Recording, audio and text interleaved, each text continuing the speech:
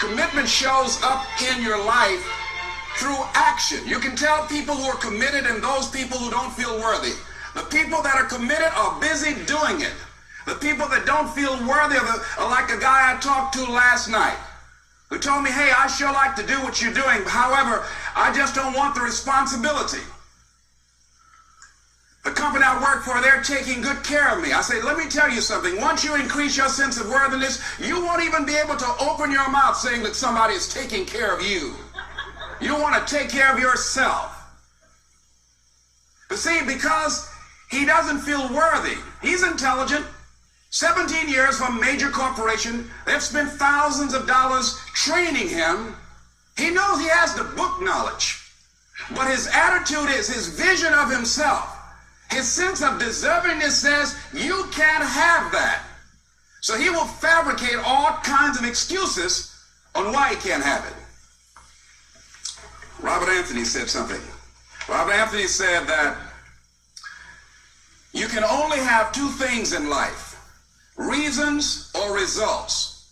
Notice, reasons don't count. I like that.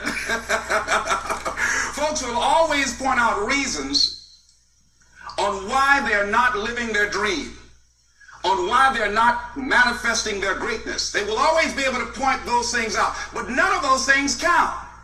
The only thing that counts are results, and results don't lie, ladies and gentlemen. They tell it all. Judge a tree by the fruit that it bears, not the ones that it might talk about, not the ones that it might wish for, or think about, or affirm about, but the fruit that it actually bears. So let us look. I think that all of us are committed, but I think that some of us are producing results in our lives that level of commitment brings that we particularly don't like or find distasteful. I don't think that as a participant in life, you cannot be committed. You're either committed to mediocrity or you're committed to greatness. You're either committed to being productive or you're committed to being non-productive. You're committed to being happy or you're committed to being unhappy. See, whatever you're doing, however you spend your time, that tells you who you are. So think about what it is you like to create in your life experience. Once I look at how you commit your time, once I do an evaluation on how you spend your time, I can tell you exactly what you're committed to.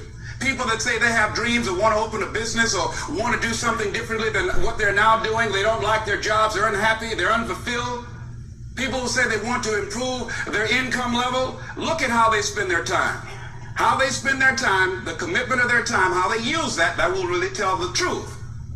People who said, I'd like to do better, but you don't find them in vocational or technical schools upgrading their skills and their knowledge, how they spend their time, that will tell you what's going on. People who say they want to normalize their weight, they want to be healthy, but every time you see them, they're eating, that will tell you that they're committed to being obese for the rest of their lives. People tell you they want to stop smoking and they're lighting up at that time.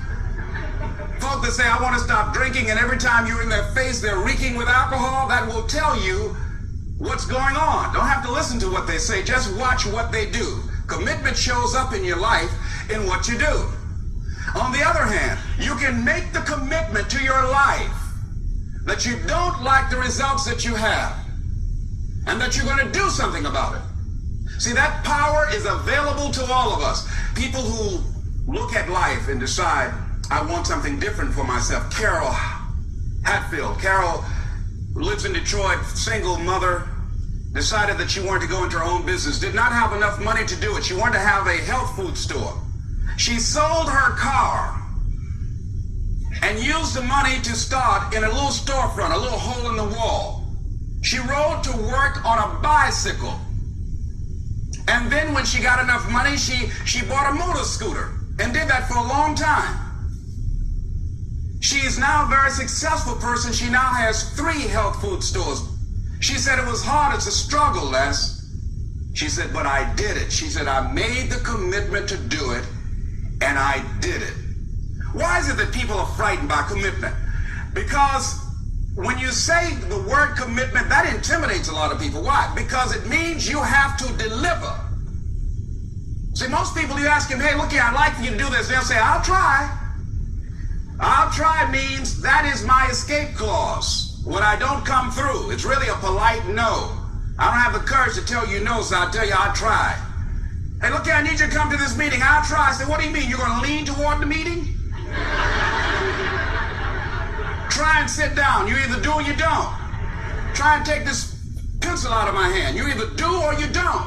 There's no such thing as try.